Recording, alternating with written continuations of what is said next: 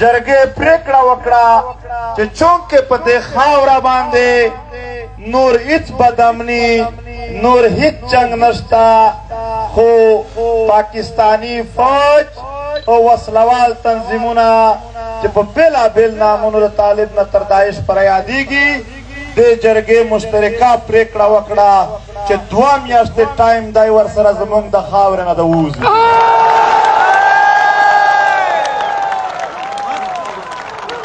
که چیرې په دې 2 میاشتو کې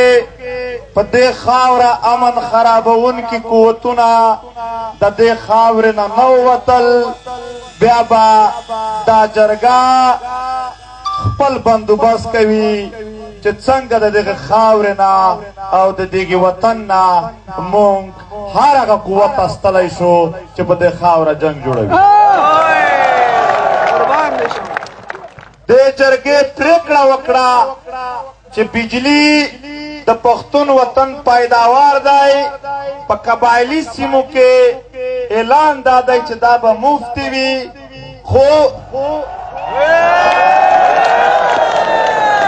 د مفت دا معنا نه ده چې بجلی به نه وي او په پښتونخوا په نورو سیمو کې دوی تر 80 زیاتې روپۍ په یوایو نه ټاخلي جرګې متفقه فیصله وکړه چې نن ورځ نه پس به هیڅوک په یوه یونټ باندې تر 15 روپۍ زیات بیل نه ورکوي جرګې پریکړه وکړه چې په ډیورنډ لاین باندې څومره هم د تګ راتګ او د تجارت ګیټونه دي په 2010 نه اول د 1893 نه واخله تر 2010 پورې چې په کومو قوانینو باندې پښتنو افغانانو ته